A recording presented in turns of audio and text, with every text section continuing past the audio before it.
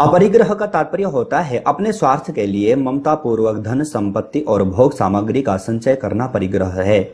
इसके अभाव का नाम ही अपरिग्रह है। कल मैं न्यूज़ देख रहा था तो मैंने शायद अमेरिका में या फिर कहीं यूरोप में इसके ऊपर रिसर्च की जा चुकी है अपरिग्रह, और आगे कहा जा चुका है, कहा गया है कि अभी जो जितनी भी कोरोना तो चला ही जाएगा, कोरोना तो आज नहीं तो कल इसकी वैक्सीन आ ही जाएगी, लेकिन अब अभी आने वाली जो समस्याएं हैं वह उसका कारण क्या होगा, वह सिर्फ परिग्रह ही होगा।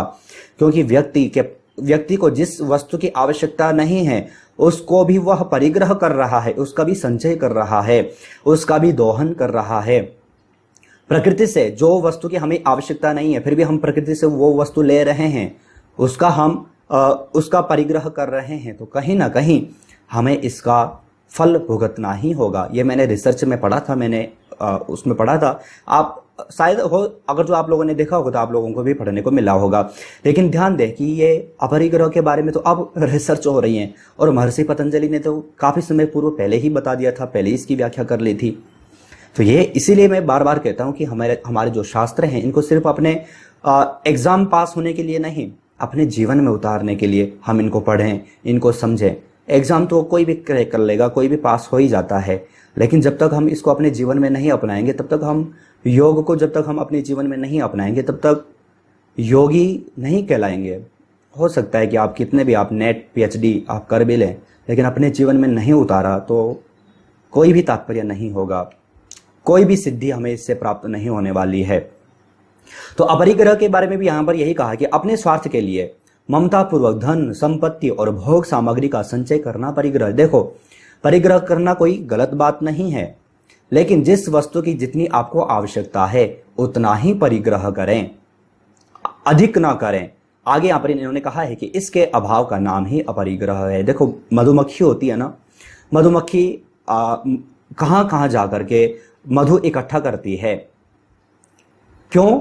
वह परिग्रह कर रही है, उसको इतनी आवश्यकता नहीं है, लेकिन क्या होता है, कोई दूसरा व्यक्ति जाता है और जो उसका जो मधु का जो छत्ता है उसको ले आता है, तो क्या होता है, वह उसका भोग नहीं कर पाता, उसका उपभोग नहीं कर पाता।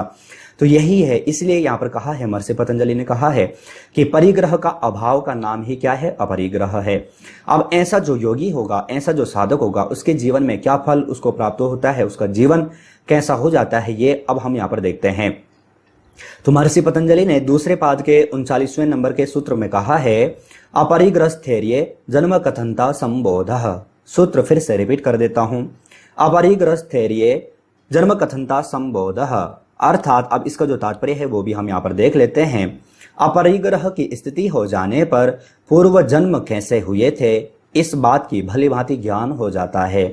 आपने कई बार ऐसे साधक देखे भी होंगे, या फिर देखे नहीं होंगे तो ग्रंथों में तो आपने पढ़ा ही होगा कि वह व्यक्ति पहले ही इसके बारे में बता देता है, या फिर उसके पुनर्जन्म उसका कैसा था, या फिर आपका पुनर्जन्म कैसा था वह बता देता है, आगे क्या होने वाला है, या फिर वर्तमान समय में आपका जीवन कैसा चल रहा है वह साधारण रूप से आपको देख करके ही बता देता है।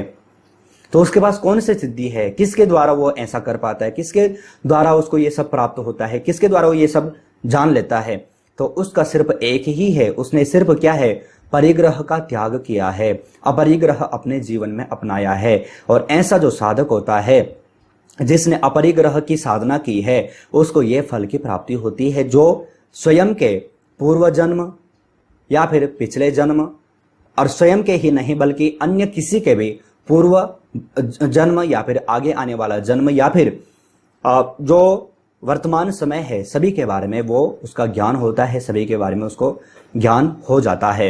तो ऐसा जो साधक है उसको जिसको ये सब ज्ञान प्राप्त होते हैं, इसका तात्पर्य है उसने परिग्रह का त्याग किया है, अपरिग्रह को अपने जीवन में अपनाया है। तो आशा है आज का जो हमने जो यम के बारे में यहाँ पर जो चर्चा की है आप इसको अच्छे ढंग से यहाँ पर समझ चुके होंगे। मैंने शास्त्रोक्त दृष्टि से भी आपको यहाँ पर समझाया है और व्यवहारिक दृष्टि से भी आपको यहाँ पर समझाया है, जो कि आप इसको अच्छे ढंग से समझ सकें।